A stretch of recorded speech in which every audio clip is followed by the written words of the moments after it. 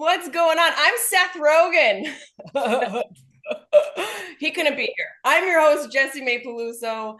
This is HFC's sixth annual Comedy for Caregivers panel, and I am beyond honored to be here. If you're expecting Seth, congratulations. You're a pro, you're a veteran here, you're a friend. And yes, this is what happens when you order Seth Rogen off of Sheen. Me, Jesse May, your host. He's busy. He's off shooting Emmy award winning shows, the studio, collecting awards, and I'm here just trying to fill the biggest comedy shoes ever while collecting all of our trauma because all of it serves a purpose. We serve a purpose, and we're here to connect. And obviously, like I said, I'm so honored to be here, not because I just love HFC and Seth and Lauren and what they do and being a part of it, but because personally, Alzheimer's has been a huge part of my life. My father, Joe Peluso, had it. He's right here. Look at that. My dad held me. That's the only thing that kept me from becoming a stripper. He died in 2018 and it was brutal. And I was looking for resources and a place to connect a community. And that's when I found Hilarity for Charity.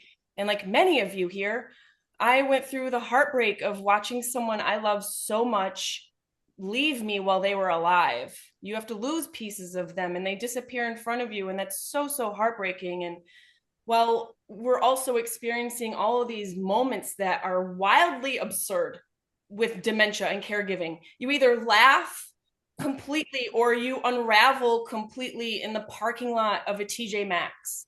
And it can be brutal. It can be funny. It needs to be funny. That's why we're here. It was brutal, but when my dad hit on my sister, that was the hardest part because I'm my sister. And it was really difficult. I realized in that moment it wasn't Alzheimer's, it was glaucoma. I'm proud to be here. I'm proud to be an ambassador. I'm proud to use my platform to talk about this and talk about Alzheimer's and brain health because I feel, and I know everybody here at Hilarity for Charity feels, the more we talk about it, the less alone everybody feels. And if we can laugh about it too, that's even better. I think laughter is a cure. It's healing. It gives you oxygen and it helps us chip away at the stigma of this disease. And let's be real, because we're here about the caregivers. Caregiving is relentless, it's exhausting, it's expensive, it's infuriating. But I believe it's also very sacred. And comedy and laughing about it doesn't minimize that. I think it really helps you heal and survive it. So that's why we're here. We're here today with an incredible group of comedians who make a living out of turning tragedy into comedy. And through that lens, we can all start to understand it all. The late night spirals and the sundowning and the grief whiplash and the plot twists we never planned for. And yes, the punchlines, those are important too, amidst all of the chaos. And that's why we're here. So whether you guys listening are deep in the trenches of caregiving or you just need a good laugh, that's what this panel is about today. Embracing the chaos, the mess, the magic, the what the heck did dad just say moments, and remembering you guys are not doing this alone. We're here in this amazing, we are HFC, Hilarity for Charity community. And this is what this is about today, to stay connected, to stay compassionate, and remind you guys that even while you feel like you're going insane, you're not alone. So let's laugh, let's breathe, let's get into our panel a little bit. I want to introduce our first guest, who I love. He's not he's not like he's an OG. He's not a first timer, okay? So this isn't his first CareCon. So we have to kick it off with somebody who is not a rookie and he's amazing. He's a comedian. He's been on Comedy Central, Netflix, you name it. And like me, he's also an HFC ambassador. We're going to ask him to tell us a little bit about himself, his career, his experience with Alzheimer's, and how it all kind of came together for him. Give it up for the one, the only, the hilarious Mr. Chris Garcia. Thank you. Hey, everybody. Thanks for joining us today. Thanks, Jesse May. First of all, I don't blame your dad. Your sister is very hot. So that was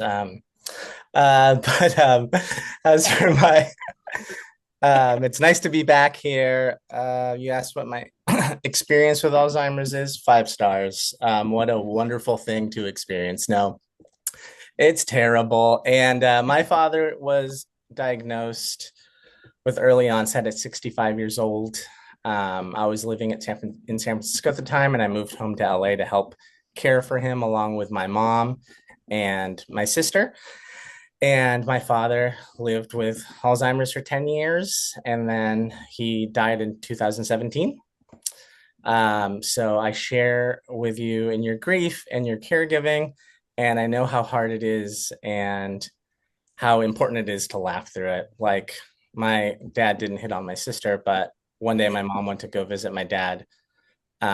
He was in memory care, and my mom called me. She's like, "Poppy called me, and he picked me up.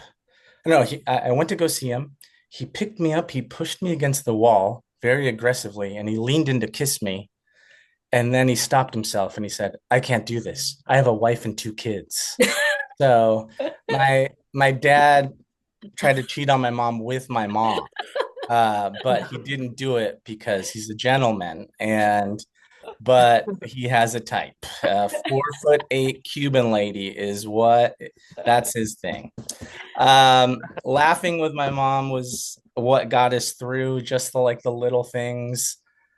How horny my dad was for her constantly, which is it was I think the disease mostly affected his brain at the beginning. The rest of him was going strong, but um it was the most difficult thing ever. It's your dad. And unfortunately, a couple of months ago, my mom was diagnosed, Mm. which is, oh, I'm so sad.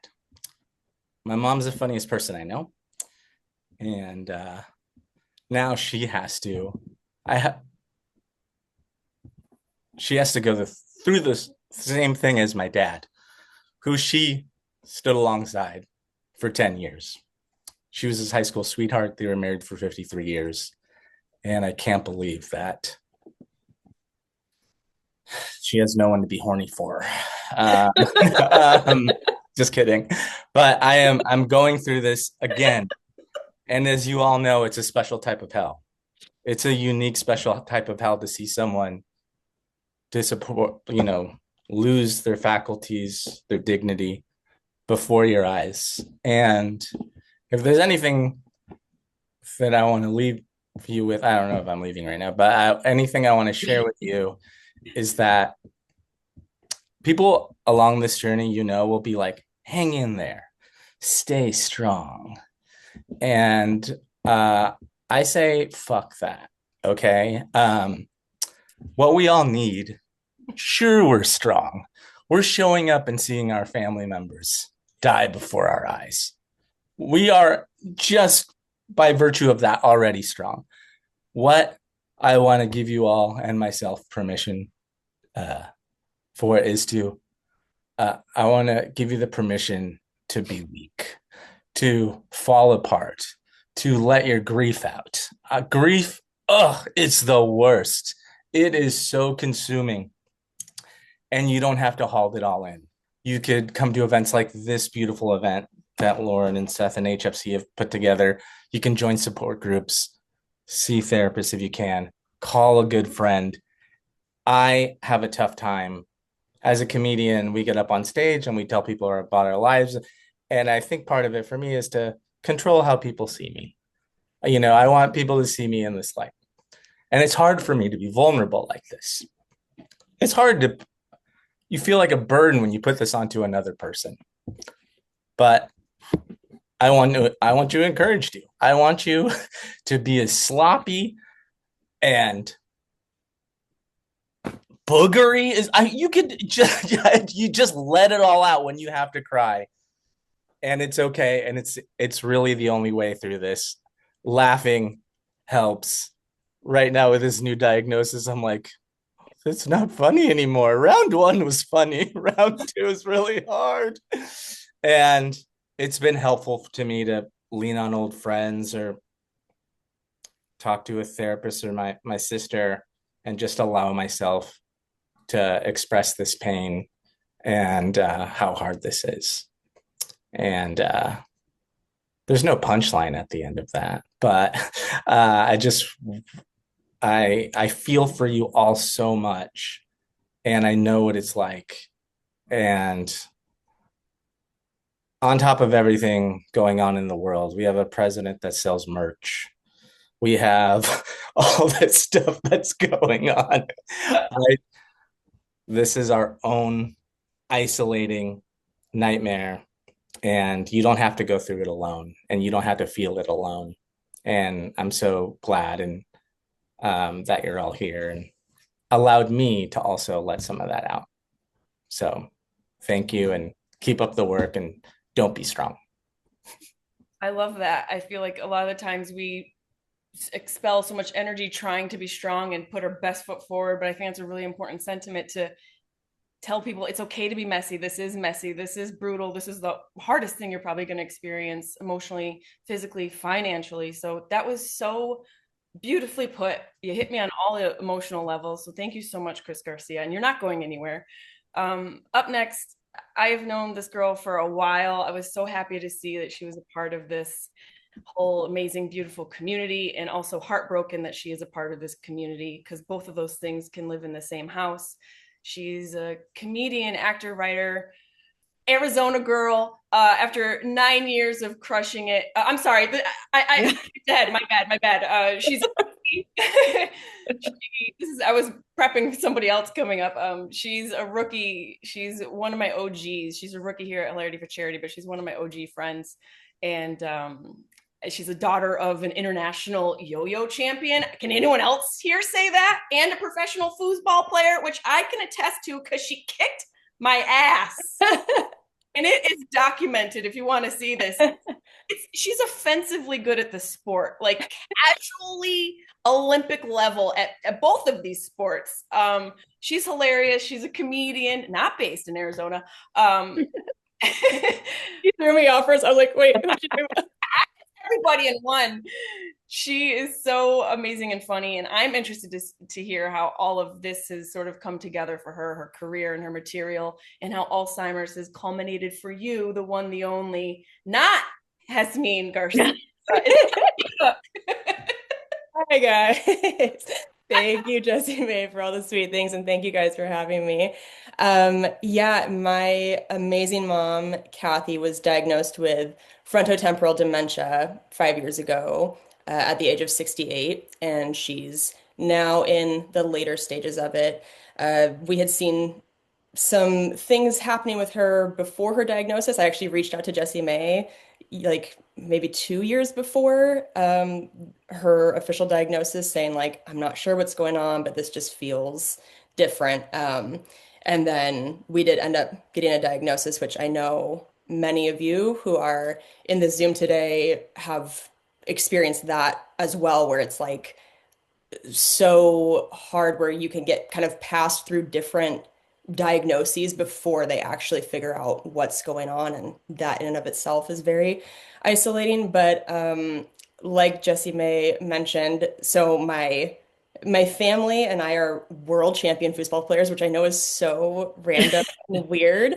My parents met playing professional foosball, so it's like truly a miracle I was conceived because that's like the nerdiest ass shit on the planet. And my mom is in the foosball Hall of Fame. So she's like the woman in foosball. And but like every time my mom gets a new nurse, they always ask her about her life. And my mom, of course, is always like, well, I'm in the foosball Hall of Fame. And every nurse is like, here we are. And I'll always be standing there like, oh no, I know that sounds made up, but I swear it's real. And they'll look at me like, hey, you don't have to. We know. It's there's no, I know. And I'll be like, no, I swear to God, I can like show you her trophies. And I feel like that's when they start looking at the other nurses like, oh, is the daughter a patient here too? Like what is happening right now? So my mom is basically badass on an unbelievable level. Like nobody can believe that she is these incredible things.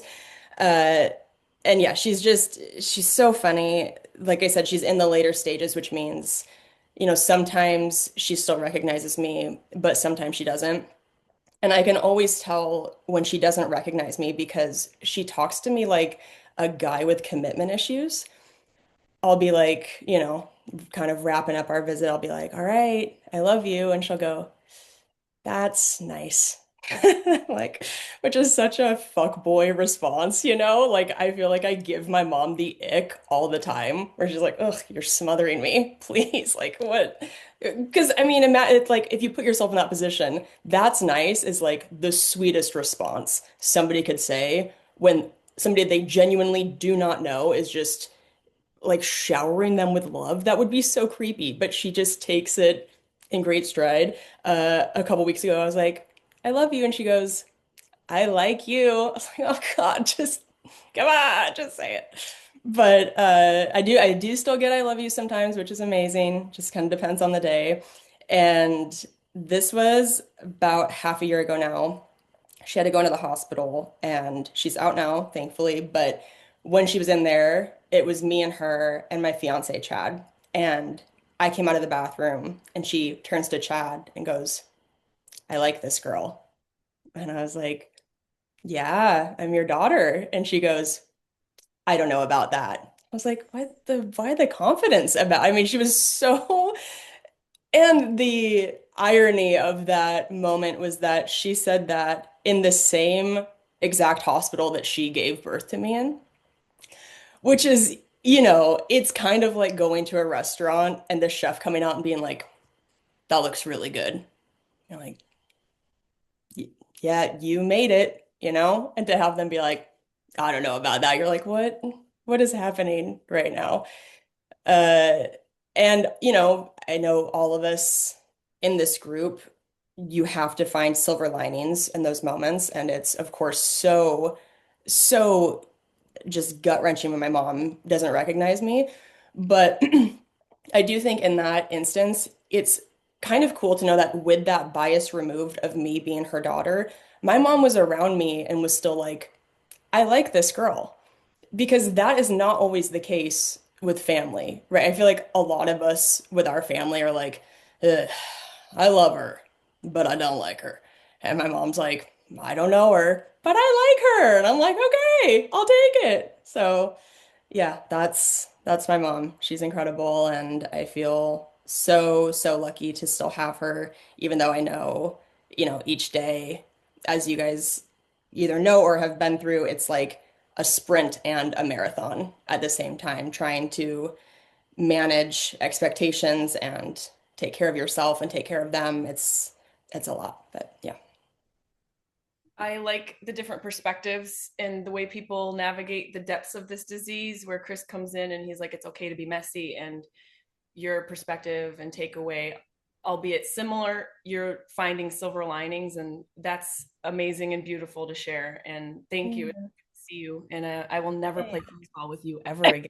Oh yeah, I meant to show these are like so this is probably why people don't believe that my mom is a pro football player because the actual trophies from the 70s were like Miller High Life cans. And then this one's one of mine and it has flames. It's very Guy Fieri. It's so white trash. It's like a Will Ferrell movie. That's what I it's. know it's perfectly on brand for foosball. It's so white trash, but we love it. It's great. We love it. We love you. And up next, a woman I tried to preempt. I have not personally hung out with, but I have checked her out, and I'm a big fan. She's a stand-up comedian, writer, based in Arizona. At 5 years, she was crushing it on stages from Boston, New York. She hit a pause because her mother was also diagnosed with dementia, and she's still crushing it. And I'm excited to hear her talk about her comedy journey and what that pivot sort of looked like for her, and how caregiving has shaped her life, both on stage and off. Everyone, give it up for Hasmin Garza. How are you? I'm great. And Nice to thank you meet so much for having me. I'm a fan of everyone on this podcast. Just may have saw you at Laugh Boston like you. Oh 8 years ago, I think. Yeah. my And Chris, I've heard your name over the years. And Kelsey, I've seen more videos of you playing foosball than comedy. So We I'm had a very websearch for a while. We familiar. were really putting those out. Yeah. I'm very familiar with all of that. Um, and I'll get to my Otsko association in a second, but I'm just so happy to be here. Um, I was doing comedy in New York, trying to, I was grinding, I was doing all of that. And I came home for Christmas one year, and I came home for Christmas every year. And I'm sorry, I'm going through perimenopause. So I'm like so emotional. But I saw my mom, what she was going through, and what my family was trying to tell me that she was going through.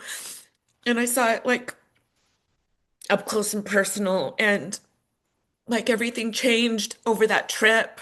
I changed as a person because something happened to my heart, dude, and my mind and everything. I couldn't walk away. And I went back to New York just to get all my stuff together and packed up and moved here to be her full-time caregiver. And I truly thought that I was saying goodbye to comedy for good, because no comedian moves from New York City to Sun City, Arizona, dude. Um, but it was crazy. I came here and one day I put in my Google Maps comedy clubs and 6 clubs came up and I was shocked, and so I started getting up and getting my name out there again. And lo and behold, I got cast on this um, competition show on HBO called Second Chance Stage that I wouldn't have qualified for if I wasn't a caregiver. And so I always say that this process has taught me that you're where you're supposed to be. You're exactly where you're supposed to be. I was heartbroken and devastated when I had to leave New York, but comedy's still going for me. It just looks different. I am now a regular feature at the comedy clubs here, and I get to feature for international headliners like Otsko. I met her like my first year here, opened for her. I would have never been able to meet her other than that. And she was awesome. That experience was awesome. And I get to have that a lot. I'm very close to LA. So I go there. I just taped a Don't Tell in San Diego. So um, it's changed, but it's also like, I don't know if I would have had these opportunities if I was still in New York. Um, and the relationship with my mom has gotten so tight and so beautiful. And I say all the time, it's the greatest gift I've ever had, ever. Um, she cracks me up every day. We're just laughing constantly. This experience has taught me also to you know, um, reframe things. Like my birthday was over the weekend, and I got to tell my mom 4 different times that it was my birthday, and I got to see her enthusiastically respond every single time. She was like, "It's your birthday. Did I get you anything?" And that it was that reaction every time, and it was beautiful. And when I say like, so I reframe with her, but I reframe in my personal life too. If the local clubs aren't booking me, guess what? It's because I'm meant to be a national performer. So I look at things so much differently now. And I just want to touch on everyone mentioned something about their parents that kind of just was a funny thing. My mom goes to a life enrichment center 5 days a week with other people who have dementia.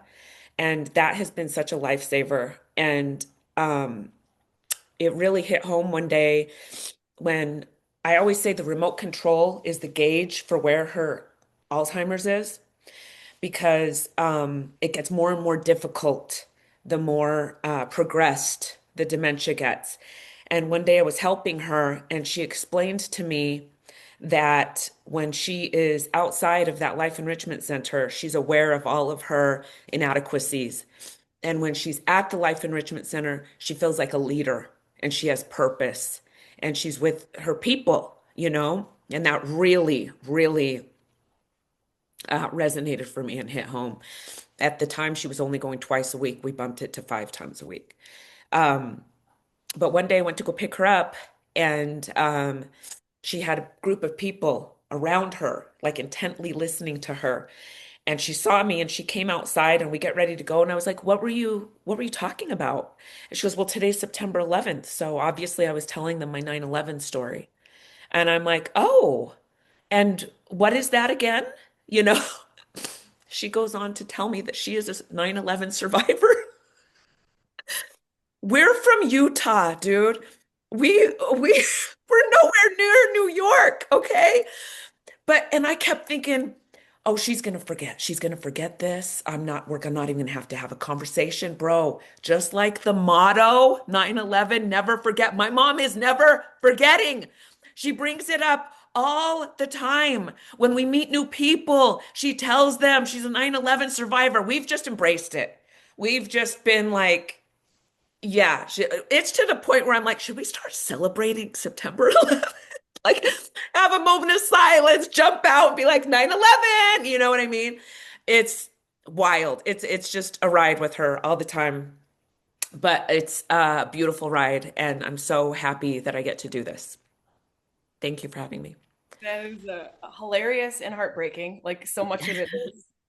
And while I was listening to you talk, there's a lot of grief and gifts happening, and you're choosing to find the gifts throughout all of the grief and reframing your mind, which is such a great survival tactic. And I'm sure a lot of people who deal with loved ones and caregivers of dementia patients, we have to sort of redirect them gently. We have to bop that balloon to keep them going along and play that improv game with them. And it sounds like you're nailing it, Hasni. There's a book in the future for you because the way you're handling this. Chef's kiss. Chef's kiss. We're going to move on to our final panelist. I love her so much. She's been out here selling out shows all over the world, casually going viral like it's nobody's business. I love her comedy. I don't know what I love more, her comedy or her outfits. Both are colorful, filled with joy and nuance. I love how she blends joy with vulnerability and tragedy. I truly connect with that as a human and as a comedian as well. She'll have us laughing at something that is just so obscure, and then the next second have you process something that's very deep. And I can't wait to hear about her personal story and how Alzheimer's and caregiving has shaped her storytelling on stage and just her life in general, and how she balances all of her lightness and joy into this world where she has to also be a caregiver. That's very complicated and I'm sure sometimes painful, but somehow she manages to turn it into this beautiful package. Everyone give it up for the one, the only, Atsuko Akatsuka. Thank you, Jessie May. Thank you, everyone, for sharing, and also for help having me because I feel like a bit of a poser being on this panel because so I look after my mom and grandma, but my mom doesn't have Alzheimer's, so she has schizophrenia, which I'm learning maybe as a like a sibling kind of to Alzheimer's, hearing everyone's experiences and stories. So first off, thanks for letting me poser be on this different thing my mom has. But, with schizophrenia, I guess it means like she has her memories, right? She remembers things. It's just, based in a different reality. I mean, saying that even feels kind of similar to what y'all were saying, right? Like, because her reality is different than our reality. So like she knows who I am. And she doesn't like it. Does that make sense?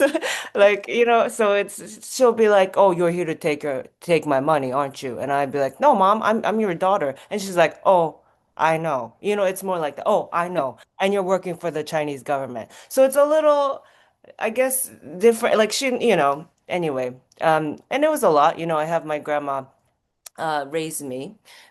She was sort of she raised me and then she also looked after my mom for a long time.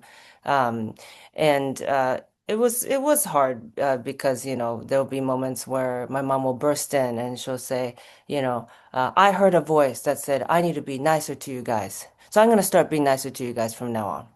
And I'd be like, Mom, that was me talking to you, So it's like, Yeah, so it's hard to know that, the person you love is inside there somewhere.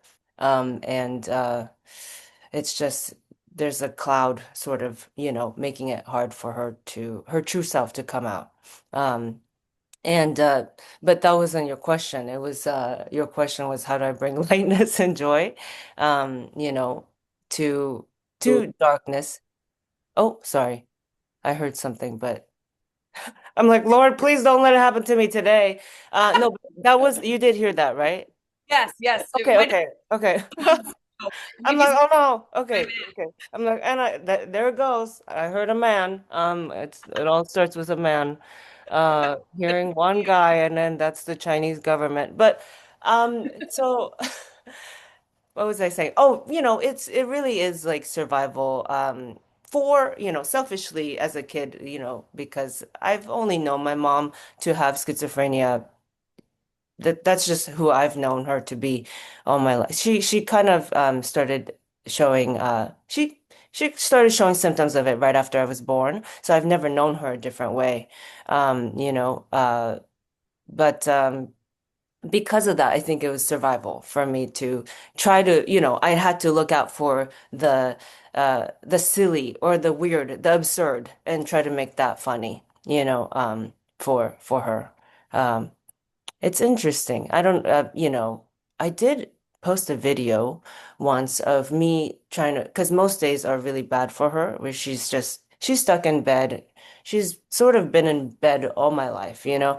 A lot of people with schizophrenia are able to like have friends and have community. Sometimes they find church or something. And be able to work even too, right? But unfortunately for my mom, she has no interest. And that's her true personality, So even trying to get her to like go to painting classes or something. She's like, "No, I don't like anything." And um it was important so anyway, I posted a video of me getting her out of bed finally and like doing like a dance routine with her, being like, "Follow me, mom," like Zumba class style. And I posted it and a lot of people who have parents with Alzheimer's, dementia, were writing me being like, "Oh my God, I didn't know your mom had it too." So I'm like, maybe this is how I find out my mom has it too. I don't know.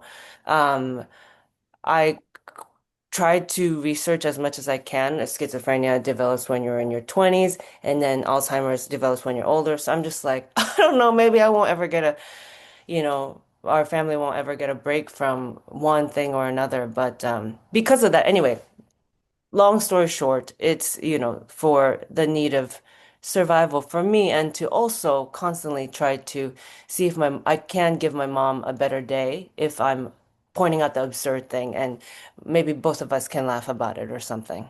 Um, yeah. Yeah. You're also, if I'm not mistaken, you're a caregiver for your grandmother, or were a caregiver for your grandmother as well? Yes, yeah. So my grandma is 92 now. She's just like an elderly person, and so I look after her in that way. Would you, Yeah. would you feel comfortable telling them the story about when you gave her the bath for the first time? Oh, yeah, yeah. It's our household is so with my mom's, voices in her head. She hears voices in her head. Um, what we found was like classical music can help soothe that. So, most days my mom is upstairs where she stays, listening to classical music, particularly Tchaikovsky's Swan Lake. Which is a very intense soundtrack. If you ask me, it's like dun dun dun dun dun dun dun dun dun dun. When it crescendos and you feel like you're being swallowed up by a storm. Yeah, that part calms my mom down. I was like, oh, was a car alarm not available? But so she is most days listening to that song on blast upstairs, trying to calm down from her brain. Downstairs, okay, that day I had to give my grandma a bath for the first time. And but our bathtub is really low and her knees are bad, so she can't really bend them to get in it safely. And again, I know there's like nurses in here listening. I don't I'm a clown. I don't know how to give baths, but I'm like thinking I want to give my grandma a soak and a bath. Like she deserves to soak in a bath just like anyone else. And so so I said, Grandma, I got you. Like what I did was I got all nude and got in the bathtub first, so that I could be the cushion, and catch her.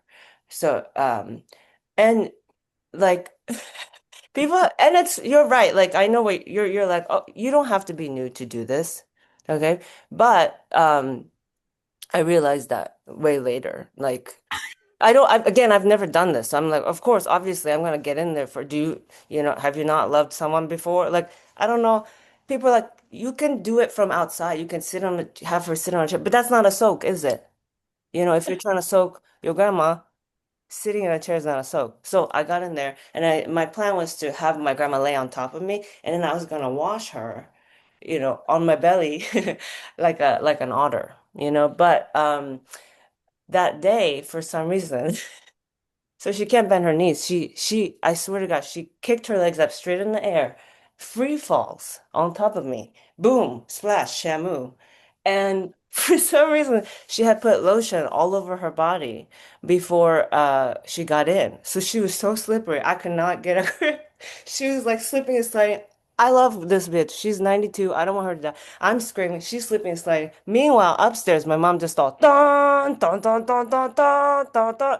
It's just like it's like the weirdest sequel to Moana because Moana's very water and grandma themed. Anyway, so that was the moment I was like, okay, I need some training in caregiving. My grandma was fine, but at the end of the bath, we there was no water left in the tub. We were just two naked people completely intertangled. We looked like a Renaissance painting. Um Anyway, my husband found us and had to get us both out. And that's what I call a polycule, okay? I think it's a real relatable story where we are forced into these situations that aren't necessarily taught to us. We have to learn them through experience. And washing your loved one, a parent, a grandparent, is something that doesn't necessarily have a textbook. So, I just that was so relatable and so funny. All of you guys sharing your stories. It's so important for people to see the humor and the heartbreak.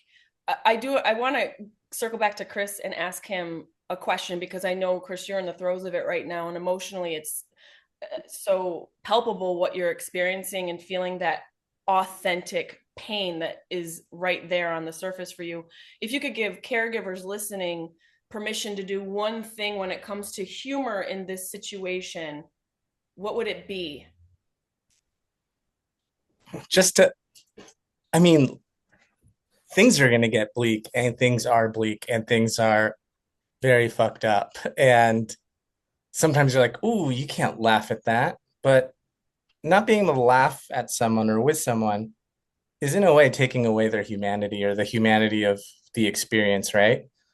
So you just have to laugh. I was thinking about a story with my dad when Atsuko was telling her hilarious story about bathing her grandma, is that I had to change my father's diaper for the first time and he had become incontinent. And it's a full circle crazy moment to be like, oh my God, one day I'm not sure my dad changed my diapers. He's an old school guy, but he changed my diapers and now I'm changing his diapers and it's gross, He defecated himself. And I'm like, okay, well, I'm going to do this. This is my way of paying back and just like all the sacrifices my dad has done for me. And I open his diaper and he's got the biggest penis I've ever seen in my life.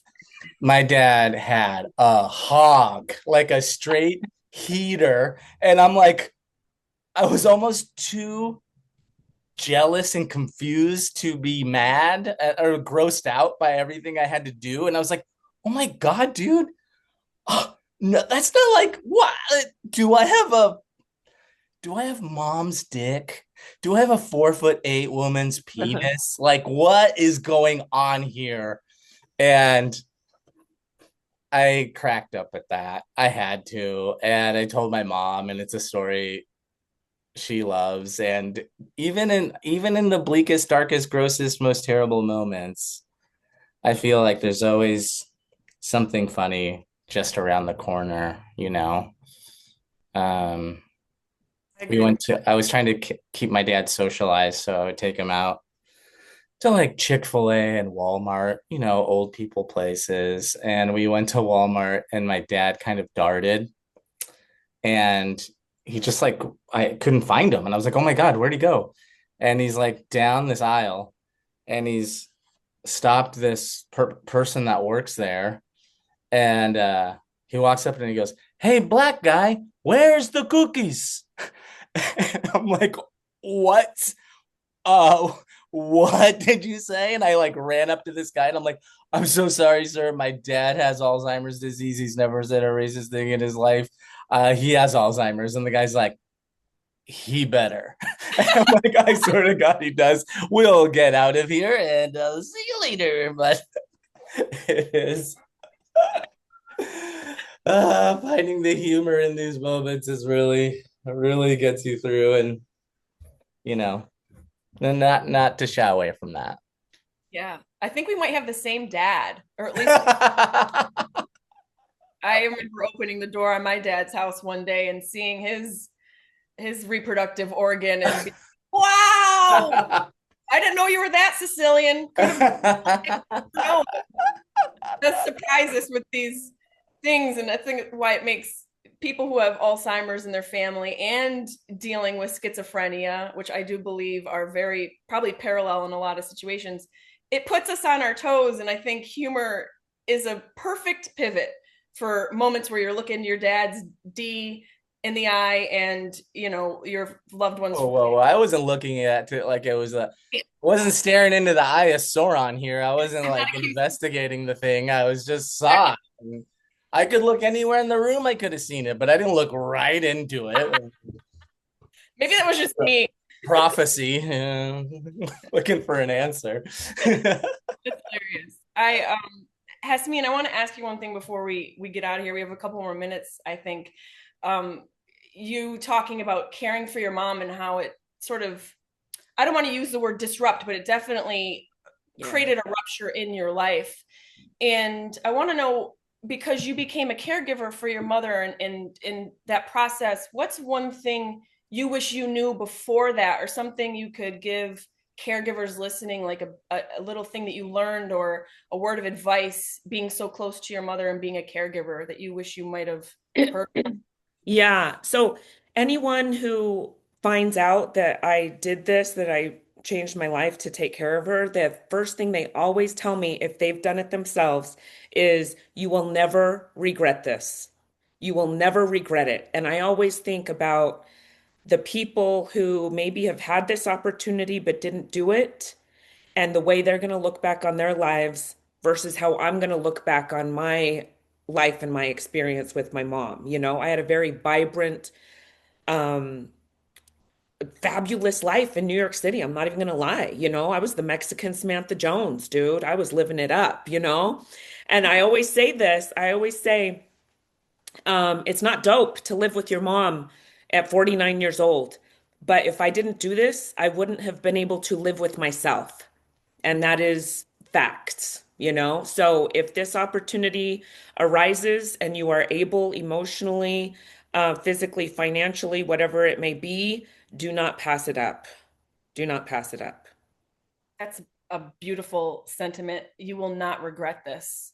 Yeah. I think that's really, really powerful. We just have a few minutes left. I want to circle back to my girl, Kelsey Cook, who I just relate to you on so many levels. Not foosball. I want to No one does. all of us being comedians here, comedy drives so much of how we heal, how we view the world, and how we process things. How did humor change or help or hinder the way you connected with your mother and caring for her? What was the role that humor played for you in that place in your life in being a caregiver? Yeah, it helped lighten the load in a way that I could not have imagined. I spent the first couple years of my mom's diagnosis not talking about it on stage, not talking about it online. I wanted to be so respectful of her privacy. And then it got to a point where I was like, I think even my mom would want me to find ways to open up about this so that I can get the help I need in that caregiving world.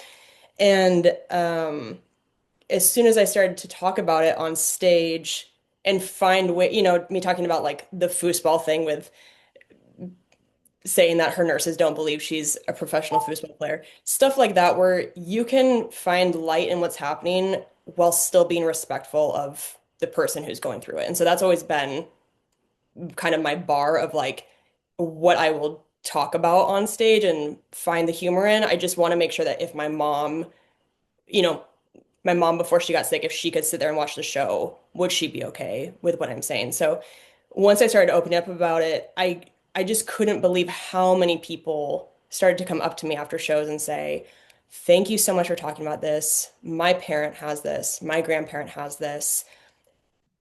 I don't have people around me talking about it, let alone like finding ways to bring some levity to it. Thank you so much." Um and talking about it makes me feel like my mom is there with me because I've been so close with her my whole life and miss the old her more than I can even put into words. And so yeah, I think she's always been my biggest fan. So bringing humor in to both my interactions with her and like talking about her disease on stage, I think has just been such a gift. And I'm so grateful for Hilarity for Charity for putting together something like this where it's like we all can know that it is okay to laugh. It's like it's not gonna change it, like you have to laugh to make it feel more manageable. So it's just better to laugh, I think, when you can. I think so too, and I definitely can relate to people coming up to you after shows, and it just highlights the need that there is out there to connect, to laugh, to realize that laughing isn't abandoning the person you love. It's not Right. avoiding them. It's a survival healing gift that we all can share and have together and connect with. And I echo your sentiment about Hilarity for Charity. Like I said, going through this disease, being a caregiver, feeling like there's no resources, this foundation and this community really creates a light, modern all Yeah. fun in this dark world, and you feel grief and guilt and having fun. Like Right. Chris said, fuck that. We should be able to have fun. We should be able to laugh. We should be able to connect and not be so dragged down by how this disease, the reality of this disease. So thank you so much. Thank you, Kelsey Cook. Thank you, Atsuko. Thank you, Hasmin. Thank you, Chris Garcia. Personally, I want to let everybody know I have a show tonight at Irvine Improv. Listening is near Irvine. Mention this Zoom. You can get in for free to come out and laugh if you want to. That's tonight at 7 or 8 o'clock tonight. Also, everybody tell your friends if you have caregivers, family members who are caregivers, people who are actual professional caregivers, let them know about Hilarity for Charity. Send the links, connect people. It can disrupt and erupt your life, like Hasmin said, but like she also said, there are gifts in that. There are opportunities for you through all of this, and this community has a way of connecting us to remind us that that is a possibility. So thank you guys so much. I hope everybody listening had a great time. There are other panels going on, so if you guys want some more education, support, and community, make sure to check those out. And my name is Jessie May. I hope everybody had a great time. Thank you, Lauren and Seth. Dad, sorry you couldn't be here, buddy, but I drove the ship. Hopefully not into the shore. Hopefully, come on. Everybody, thank you so much.